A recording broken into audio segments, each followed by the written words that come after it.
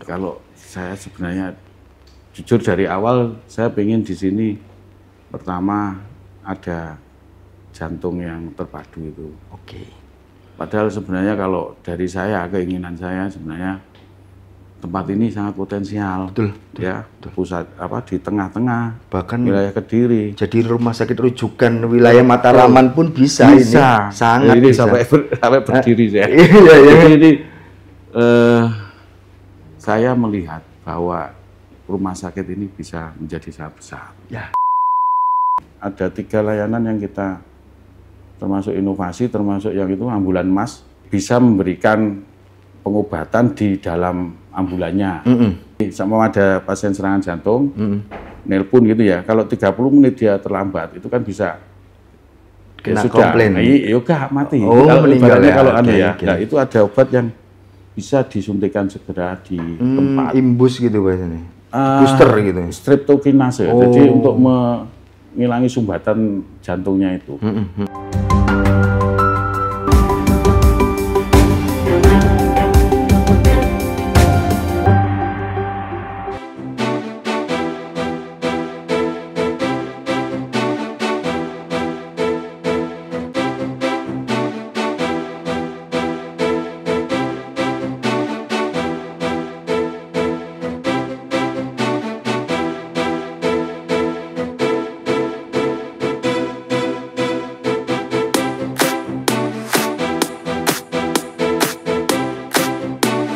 Assalamualaikum warahmatullahi wabarakatuh. Salam sejahtera bagi kita semua. Salam, Om Swastiastu, Namo Buddhaya, salam kebajikan. Jumpa lagi bersama saya Randy Nuko Ramanda, manajer Tribun Mataraman, bertempat di RSUD SLG Kabupaten Kediri. Saat ini saya sudah bersama Direktur Utama RSUD Kediri, Dr. Tony Widianto. Untuk tahu lebih banyak mengenai apa saja yang sudah dipersiapkan RSUD untuk melayani masyarakat, langsung saja kita sapa beliau. Selamat siang, Dok. Selamat siang, Mas. Baik. Sampai saat ini apa yang sudah disiapkan RSUD SLG Kediri untuk memaksimalkan layanan ke masyarakat, Dok? Terima kasih. Jadi sejak pertama kita bekerja di sini ya, kita sudah mempunyai program-program untuk peningkatan cakupan dari layanan rumah sakit. Siap. Ya. Jadi secara bertahap. Jadi kita harus pertama kemarin kita memperbaiki kualitas dari pelayanan, ya, termasuk menciptakan layanan-layanan inovatif. Termasuk kita ada pengantaran obat gratis, kemudian asisten pasien. Jadi pasien dari datang itu sudah dijemput teman-teman kita untuk membuat pasien itu nyaman dan bisa ditangani dengan baik. Siap. Kemudian juga program-program yang lain. Jadi dalam pengembangan sebenarnya gini, di rumah sakit kita ini tanahnya luas, artinya masih potensi untuk mengembangkan suatu layanan apapun di rumah sakit ini. Baik. Sehingga kita di manajemen punya program dalam tahun ini, karena ini juga program nasional untuk TB yang itu resisten obat. Kita rencana akan membangun gedung untuk pelayanan itu. Jadi itu. Baik. Kalau untuk lebih spesifik ya, Dok, mungkin layanan VVIP ataupun home care-nya seperti apa, Dok? Betul. Jadi menyikapi karena kita 95% kita itu pasien kan BPJS. Betul. Kita tahu ya sekarang ini seperti karena problem dari tentang klaim, tentang lain-lain lah, tentang hal BPJS itu bisa mengganggu roda operasional dari rumah sakit, karena bagaimanapun kita sudah menjadi blood, sudah harus bisa membiayai semua operasional secara mandiri. Jadi kita akhirnya juga berpikir untuk menggandeng asuransi swasta yang ada selama ini. Jadi kita alhamdulillah sudah kerjasama dengan BRI Life, Admedica, Mandiri InHealth, kemudian PLN. Ya, jadi oleh karena itu kita harus siap untuk membangun fasilitas-fasilitas yang itu tadi, termasuk program-program home care itu tadi. Karena ya itu tadi, kita harus memperbanyak atau diversifikasi ya artinya ya. Jadi kita tidak bergantung aja dengan BPJS, karena potensi ke depan juga kita harus siap kalau ada problem-problem yang tidak kita kehendaki ya. Karena beberapa rumah sakit mungkin mengalami kesulitan finansial karena terganggunya klaim BPJS. Walaupun ya, ini terus terang di rumah sakit kita 95% itu dari klaim terbayarkan. Dari pengalaman BPJS ya maksudnya? Ya, kalau dari pengalaman BPJS, dan kita dulu klaim yang terbaik sudah pernah, artinya sudah dapat predikat itu. Jadi, tapi kalau saya melihat teman-teman yang di rumah sakit lain kadang juga keluarnya sama ya. Iya. Tapi ya alhamdulillah kalau di sini masih bisa kita ikuti regulasi dari BPJS. Kalau kita ngomong agak melebar dikit ya mengenai pelayanan universal health coverage. Kalau di RSUD SLG seperti apa, Dok? Untuk cakupan di Kabupaten Diri ini kan hampir sudah 95. Wow. Jadi PBID kita semua warga miskin yang ada atau dari keluarga yang prasejahtera itu semua sudah di cover sama daerah. Artinya daerah sangat memikirkan bagaimana kebutuhan kesehatan mereka. Dan selama ini alhamdulillah tidak ada kendala. Di kita juga kita tangani, kita layani dengan baik. Artinya untuk klaim pun selama ini juga karena itu tidak ada masalah. Tidak ada masalah di anunya. Karena regulasi-regulasi kita penuhi dengan baik. Baik. Kalau bicara dokter tadi kan 95 sudah tertangani.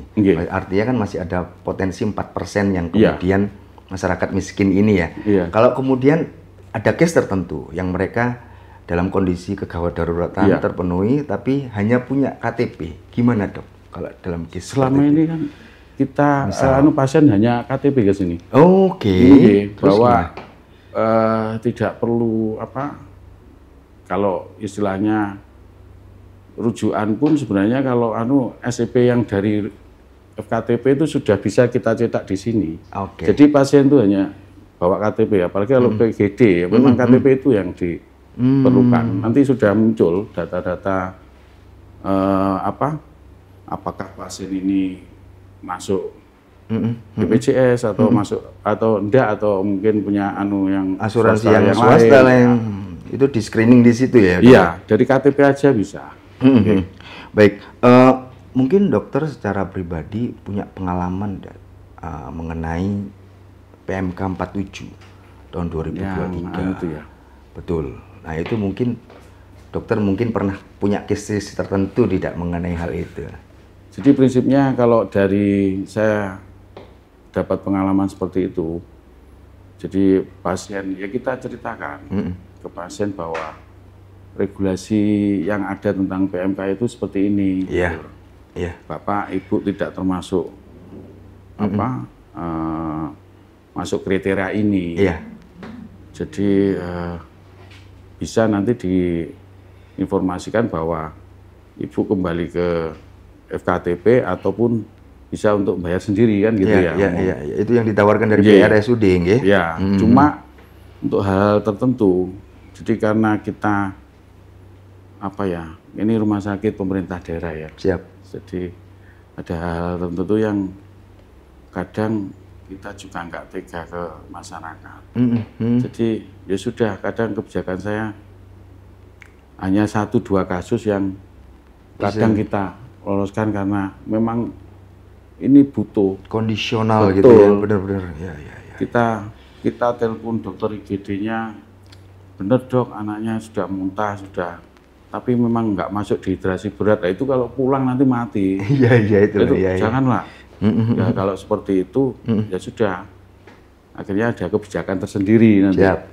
Jadi istilahnya mungkin bisa dibuat piutang. Jadi kalau menurut saya hal-hal seperti itu bisa kita, asal tidak semuanya ya. Kalau masih prinsipnya gini, dokter yang di depan itu harus bisa menceritakan kondisi yang sebenarnya. Oke, sejujur-jujurnya ya. Artinya kondisi pasien. Kalau perlu ya di video call. Jadi ini cok kondisinya kelihatan lemes, kelihatan ya sudah masukkan ya, nanti kita upayakan. Siap. Kalau kalau ngelihat dok, kalau ngelihat luasan lahan di RSUD SLG ini ya, potensi untuk pengembangan kan masih besar. Kedepannya akan seperti apa, dokter? Punya visinya? Kalau saya sebenarnya jujur dari awal saya pengen di sini pertama ada jantung yang terpadu itu. Dan sebenarnya sudah kita rintis dulu. Tapi karena kita masih tingkat C ya. Sedangkan kakak kita yang di RSKK itu kan yang terkonek langsung dengan Kemenkes, sehingga semua dibebankan ke sana. Padahal sebenarnya kalau dari saya, keinginan saya sebenarnya tempat ini sangat potensial. Betul. Pusat di tengah-tengah, bahkan wilayah Kediri. Jadi rumah sakit rujukan wilayah Mataraman pun bisa. Sangat ini bisa. Sampai berdiri saya. Jadi ini saya melihat bahwa rumah sakit ini bisa menjadi sangat besar. Sehingga kemarin sudah saya rintis untuk termasuk jantung terpadu. Saya sudah kontak ke rumah sakit mana yang nasional itu, harapan kita ya. Sama Bapak Direkturnya sudah kontak-kontakan, bicarakan bangunan yang representatif, yang kemarin sudah. Tapi mungkin karena terkendala petunjuk dari Kemenkes untuk ke RSKK, ya kita tidak bisa berbuat banyak ya. Termasuk masalah radiologi. Yang radiologi untuk kanker itu loh, radiasi ya. Kebetulan tenaga PNS kita, dokter itu ada yang ini lagi sekolah untuk itu. Itu bentuk investasi RSUD SLG kan sebenarnya. Cuma nanti apakah di RSKK itu lahannya kan untuk nanam radiasi macam-macam kan sangat sempit ya. Ini nanti nggak apa-apa. Untuk pengetahuan artinya benarnya yang potensi sini. Gitu ya. Iya. Jadi kemarin sudah kita petakan untuk seumpama ada radiologi yang itu untuk onkologi. Itu di sana bunkernya sudah. Termasuk kita sudah menjajaki. Dulu saya pernah di sini langsung ke Universitas Indonesia menemui profesor yang itu untuk mengampu tentang layanan radiologi. Radiologi yang onko itu. Sampai saya bikin proposal ke BPJS. Saya minta data pasien-pasien kanker yang di wilayah BPJS ini, Kediri ini, berapa banyak sih penderita yang selama ini berobat ke Malang, ke Surabaya. Saya minta datanya. Karena pada saat itu saya buat proposal untuk ngajukan ke Pemda bahwa memang saatnya bahwa pasien-pasien di area Kediri ini berobat ke sini untuk layanan kanker gitu. Karena dengan keterlambatan antrian juga membuat berat penyakit mereka. Jadi artinya tahu-tahu stadiumnya nanti jadi berapa gitu. Naik malahan. Kosnya kan akhirnya juga tinggi. Pemerintah juga kehilangan uang banyak. Jadi gitu. Kalau sampai saat ini bentuk dukungan dari pemerintah daerah seperti apa ke sangat bagus. Jadi sangat disupport oleh Mas Bub ya. Jadi termasuk dulu layanan unggulan kita yang pertama itu memang istilahnya yang meresmikan, yang mensupport juga Mas Bub. Yang pertama kali saya di sini ada 3 layanan yang kita termasuk inovasi, termasuk yang itu ambulan Mas. Jadi selama ini kan di Sutomo aja mungkin yang ada ambulan dengan bisa memberikan pengobatan di dalam ambulannya. Itu di Sutomo. Kalau mungkin kalau sekarang mungkin ISKA ya, mungkin ada ya. Jadi sama ada pasien serangan jantung, nelpon gitu ya. Kalau 30 menit dia terlambat, itu kan bisa kena komplain. Iya, mati. Oh, meninggal ya. Kalau nah itu ada obat yang bisa disuntikan segera di tempat. Imbus gitu biasanya. Booster gitu. Streptokinase. Jadi untuk mengurangi sumbatan jantungnya itu. Jadi hal termasuk ada ventilatornya dan itu pada saat tahun 2002 kayaknya. Itu sudah canangkan itu mobil ambulan Mas. Jadi kita siap dipanggil dan itu gratis. Pulsanya gratis. Jadi nomor telepon kita gratis sehingga kalau ada masyarakat membutuhkan kita datang. Baik. Kalau untuk bisa mewujudkan bahwa RSUD SLG jadi rujukan si Mataraman misal, apakah itu sudah dikomunikasi dengan kepala daerah? Belum ya. Cuma kan sebenarnya paham mungkin beliaunya ya. Artinya sangat potensi karena di sini di tengah masih luas. Sehingga perlu mungkin yang paling masuk akal ya di sini gitu. Gitu. Kalau bicara ya terkait kalau ngomong rumah sakit umum ya itu kan bicara pelayanan ya. Tadi saya baca sedikit ada pamflet gitu di bawah pelayanannya capaian pelayanan itu sampai 95%. Itu kiat-kiatnya apa dok sampai yang dari Mempan RB ya? Betul. Saya baca itu. Alhamdulillah dinilai pelayanan pabrik yang baik ya, sangat baik karena itu tadi. Jadi mungkin karena ya pasien datang dijemput, kemudian ada fast track untuk pasien berkebutuhan khusus, ya. Jadi kan sesuai dengan ombudsman ya. Jadi orang cacat, orang tua, anak atau ibu hamil itu bisa melalui jalur fast track. Jadi artinya tidak usah melalui antrian yang lama. Beliau-beliau yang pasien kebutuhan khusus itu bisa kita layani duluan gitu. Jadi itu terus termasuk juga ini kita membangun masjid yang ramah disabilitas itu di sini. Dan itu alhamdulillah kemarin dari Kementerian Agama dari pusat. Serius itu ya? Serius. Jadi ada jalannya gitu, jalan untuk disabilitas itu. Percontohan. Jadi di Kabupaten Kediri yang ada di kita, terus kemarin kita suruh mewakili Kabupaten Kediri, terus lomba di tingkat nasional malah juara 1. Luar biasa.